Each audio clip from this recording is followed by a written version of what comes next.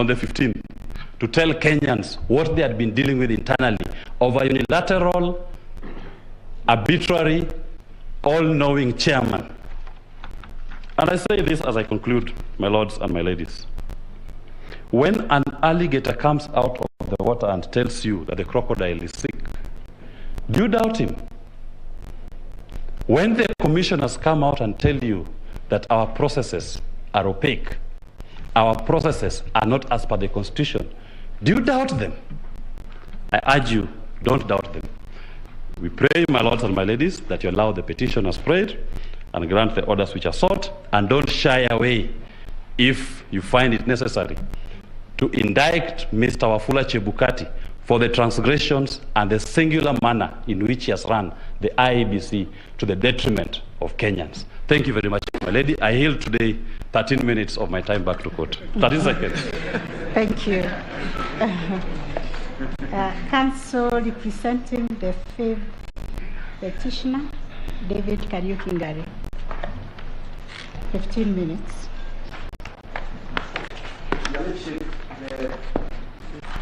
Your Lordship, the Chief Justice, Deputy Chief Justice, members of the court, may it please you that my name is Mamboleo. I represent the fifth petition in the consolidated petition. We will be making this rejoinder together with my learned friend, Mr. Murara Umoke. Your Lordship, when we filed this petition, the response we got from the respondents was that this petition was frivolous. The other response, my ladies, my lords, was that the tallying, verification, and declaration of results at the National Tallying Center is a preserve of the chairperson of the commission. That the rest of the members of the commission have absolutely no role whatsoever. I can quote my senior colleague, Mr. Kamau Karori, as deliberately insisting that the other members of the commission, the 6, don't have a role. That in fact, the chairperson of the commission has been extremely magnanimous, because at various points in this process, he's even involved them somewhat. The third response we got is that the election of the President of the Republic of Kenya is just about numbers. It is numbers, numbers, numbers. And then lastly, the respondents wanted to put this court in a dilemma, a catch-22 situation, by suggesting that should they exercise some powers under Article 140 of the Constitution and probably nullify the election, we are going to get into a situation that is uncharted constitutionally. Create fear. Your Lordships, your ladies, I want to suggest to this court, when you retire, to look at what we call the theory of false dichotomy. Is an informal fallacy that is based on a premise that erroneously limits the options that are available. And what the respondents are telling you is that the Constitution does not provide mechanisms to deal with the situation that might arise for something that is expressly provided for under Article 140 of the Constitution. I also want to suggest to you, my ladies, my lordships, when you retire, to look at what came into the open about 3 years ago, which is called the CIA Rule Book on Disruption of Organizations. How do you disrupt organizations so that you do not have an organization working as it should? And when you have achieved that, then you come out and use the law to subvert the will of the people. On Bomas, on the 15th of this month, of August 2022, it is now judicially noticed that the beaming of results stopped. It is now in public notice that commissioners of the commission, at least 4 of them, came out and stated that they do not have anything to do with the result that was being announced.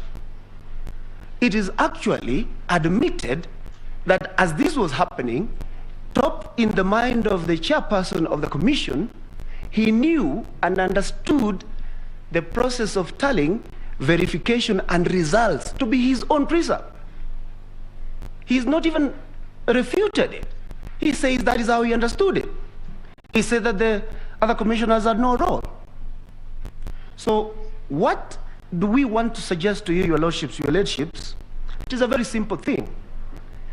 That the reason why Kenyans were so glued to the television sets for almost 6 days is because the election of president is the only one thing that Kenyans do as a collective every once in a while. It is so important to them that you simply cannot joke about it. The reason your lordships and every Kenyan was glued to media stations for the 6 days is because you wanted to know what happened to your vote. So Article 138(3)(c), as read together with Article 38 of the Constitution, is, in my view, an expression of the greatest protection or the greatest gift that this Constitution has given to the benefit that is promised in Article 1 of the Constitution, that the people are sovereign. But if somehow you manage to capture the sovereignty of the people, that Article 138(3)(c) of the Constitution is the ultimate protection that Kenyans have been given with respect to the presidential vote in a presidential election. And if you do so, then I'm sure you will come to the conclusion that Article 138(3)(c) is a peremptory norm of the Constitution. It is a jus cogens norm of the Constitution from which no person is allowed to derogate. Not the IEBC, not the chairman, not the President of the Republic of Kenya, and by no means, not even the Supreme Court of the Republic of Kenya. This court must enforce the fact that this is the highest Grundnorm with respect to the protection of Article 38 and by extension, the sovereignty of the people of Kenya. I will yield my remaining minutes to my colleague, Murara Moke. Thank you.